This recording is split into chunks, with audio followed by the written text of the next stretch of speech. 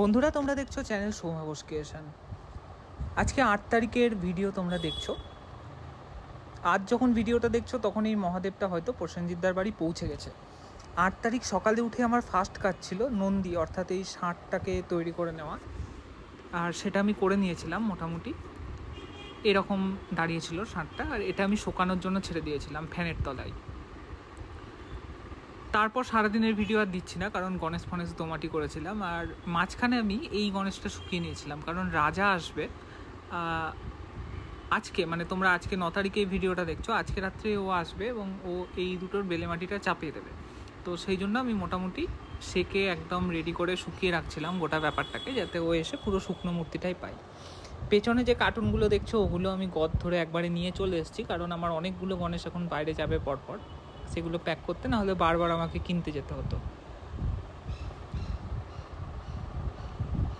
মেশিনটার কথা তো মানে বলার বাইরে, এত সুন্দর একটা মেশিন, মানে হু হু করে ঠাকুর শোকায়, যেরকম তোমরা দেখতেই পাচ্ছ। পুরো যে কোনো সোনার দোকানে আমি দেখেছি এরকম মেশিনগুলো ইউজ হয়।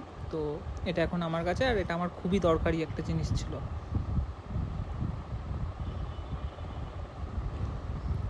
ভালোই শক্ত হয়ে গেছিলো অ্যাকচুয়ালি হাওয়া খেয়ে, এবং সেই জন্য কিন্তু আগুন দেওয়ার সাথে সাথে শুকিয়ে যাচ্ছিল। কারখানায় দেখলাম এই পিকচারটা কল্যাণী যাবে, মানে রবিবার আগামী দিন, সেই জন্য এই পিকচারটা প্যাকিংয়ের কাজ চলছিল। 7টা 17 8ই আগস্ট ষাঁড়টা মোটামুটি শুকিয়ে গেছে। আর তা বাদে রুদ্রাক্ষ লাগিয়ে মহাদেব কিন্তু আমার কমপ্লিট। এখানে ত্রিশূল আর ডুগডুগিটা আমি একে অ্যাড করে নিয়েছি, আর তার সাথে চাঁদ আর কানের দুপাশে দুটো ধূত্র আমি অ্যাড করেছি।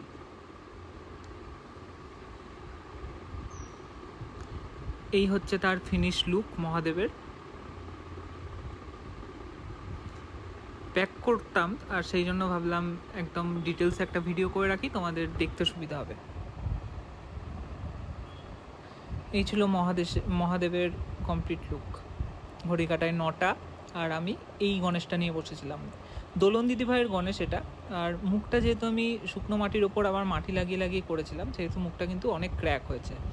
শ্যুটটা আমি ক্র্যাকের জায়গা থেকে খুলে নিয়েছি, কারণ রাজা এই মূর্তিটা দোমাটি করেছিল, কিন্তু বুকগুলো দেখো কতটা মানে চ্যাপটা লাগছিল, যেটা আমার ঠিকঠাক লাগছিল না, কারণ গোলুমলু ব্যাপারটা আসছিল না ওই বুকের কাজটাই। সেই জন্য কিন্তু আমি আবার সেকেন্ড লেয়ার একটুকু মাটি দিয়ে, যেখানে যেখানে মাটি দরকার ছিল সেখানে সেখানে মাটি দিয়ে কিন্তু আমি মোটামুটি এই রকম একটা গুলুমুলু ব্যাপার তৈরি করে নিয়েছি। মুখের ক্ষেত্রেও চোখ দুটো আমার ছবির থেকে ছোট লাগছিল, ওই জন্য পরে কিন্তু আমি চোখটা কেটেও মোটামুটি একটু বড় সাইজ করে নিয়েছি। 9ই আগস্ট 1:09 এইটার মাটির কাজ পুরো কমপ্লিট। আঙুল লাগিয়ে সেকে শুকিয়ে চেটোই মাটি দিয়ে মুখ দোমাটি করে ফাটা মেরে ক্র্যাক মেরে সেইগুলো শুকিয়ে, মাথার মুকুটটাও মোটামুটি শুকিয়ে, এবার আমার পালা ছিল এই ষাঁড়টা রং করে নেওয়ার। এটা কিন্তু তখন পুরোপুরি শুকিয়ে গেছে। 1:54 ষাঁড় কমপ্লিট করে সেট দিয়ে চোখ এঁকে আমার কিন্তু রেডি। আর এটা এবার প্যাক করে নেওয়ার পালা ছিল।